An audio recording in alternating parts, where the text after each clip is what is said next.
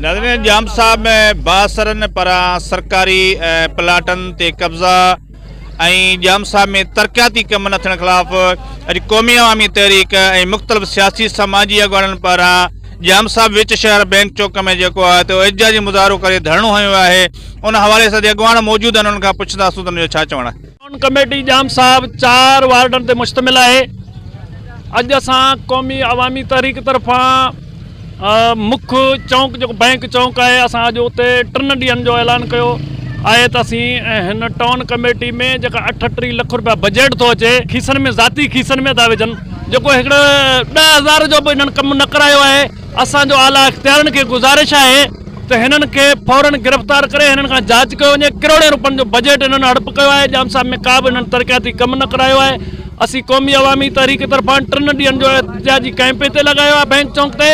हिननि जांच न कयो त असां एहतिजाज जो दायरो अञा वसी कंदासीं। ये जेका अॼु क़ौमी अवामी तहरीक जे दोस्तनि जाम साहब में थींदड़ टाउन कमेटी जी करप्शन ऐं अक़रबा परवरी जे ख़िलाफ़ जेका 3 ॾींहंनि जी अलामती बुख हड़ताल जो ऐलान कयो आहे ऐं एहतिजाजी तहरीक जो ऐलान कयो आहे। किथे बि असांखे टाउन कमेटी जे तरफ़ां का बि सिर बि हिक बि नाहे लॻी। 4 वार्डनि में सफ़ाई सुथराई त माॻे नाक़िस आहे।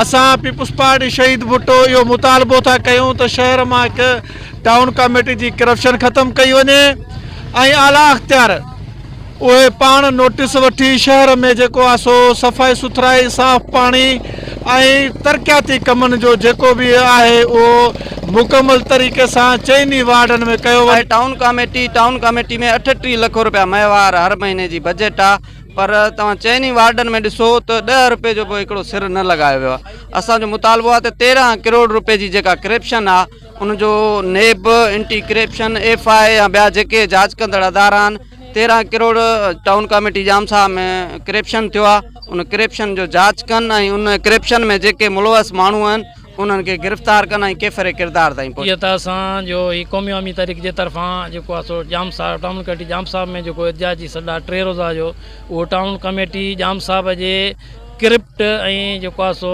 रिश्वतखोर ऑफिसरनि ऐं चेयरमैननि जे ख़िलाफ़ु आहे। जंहिं शहर में को बि जेको आहे सो माहवार बजट 38 लख रुपया थी अचे, उन मां को बि माना हिन ते ख़र्च न कयो पियो आहे शहर जे सहूलियतुनि जे लाइ, शहरनि जे भलाईअ जे लाइ। त हीअ जेको आहे सो आला इख्तियारनि खां असां मुतालबो था कयूं त हिननि ख़िलाफ़ु फौरी क़दम खणी जांच कई वञे त हीअ करप्शन में जेका थिए पई इनखे रोकियो वञे ऐं अवाम जे भलाईअ लाइ कमु कयो।